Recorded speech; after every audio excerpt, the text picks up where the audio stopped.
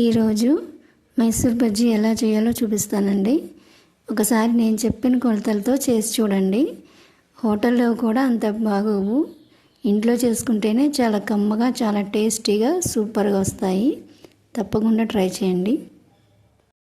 ముందుగా ఒక 2 పెద్ద ఉల్లిపాయల్ని ఇలా సగానికి కట్ చేసుకొని వీలైనంత సన్నగా తరుక్కొని బాగా నలిపేసి పక్కన పెట్టుకోవాలి. సన్నగా నలిపేసి పక్కన పెట్టుకోవడం వల్ల మైసూర్ బజ్జీ మనకి కావాల్సిన షేప్లో చిన్న సైజులో వస్తాయి. మరి ఉల్లిపాయలు పొడుగ్గా తరిగారనుకోండి పెద్ద పెద్ద పునుగులు వస్తాయి. బాండికి నూనె ఎక్కువ వాడాల్సి వస్తుంది.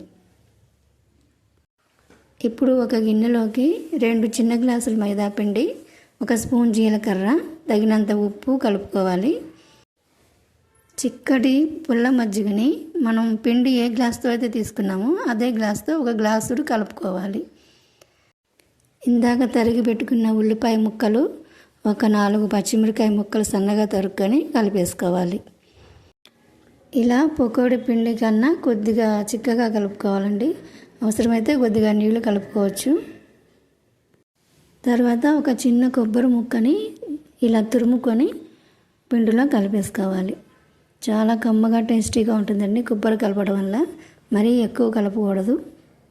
ఇప్పుడు ఒక పించు సోడా ఉప్పు కలిపేసి ఒక 10 నిమిషాలు పక్కన పెట్టుకుంటున్నాను. ఒక 10 నిమిషాలు నానితే సరిపోతుంది పిండి.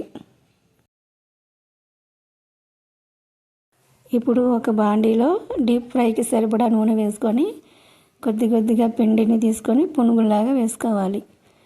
పిండి కొద్దిగా వేయంగానే అవి బాగా బోలుగా పొంగుతాయండి. అట్లా పొంగితేనే మైసూర్ బజ్జీ కరెక్ట్గా మనకి పిండి కలపటము వేయటము కుదిరినట్టు.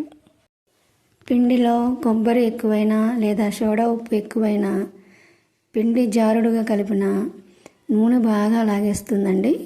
సో జాగ్రత్తగా ఒకటి టెస్ట్ చేసి వేసుకొని దాన్ని బట్టి మిగతా పిండితో పునుగులు వేసుకోవాలి. ఈ పునుగులు గోల్డెన్ బ్రౌన్ కలర్లోకి వచ్చేలా వేయించుకోవాలి.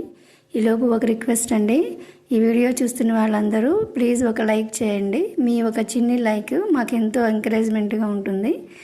మీరు ఎంకరేజ్ చేస్తే మేము ఇంకా మంచి మంచి వీడియోస్ చేసి చూపిస్తాం. ఇంతేనండి, వేడి వేడి మైసూర్ బజ్జీ పల్లి చట్నీతో కానీ మీ ఫేవరెట్ కారపొడితో కానీ తీసుకుంటే చాలా బాగుంటుంది. చూడండి, ఇక్కడ చూపించిన విధంగా పట్టుకోగానే ఎంత స్మూత్గా వచ్చినాయో.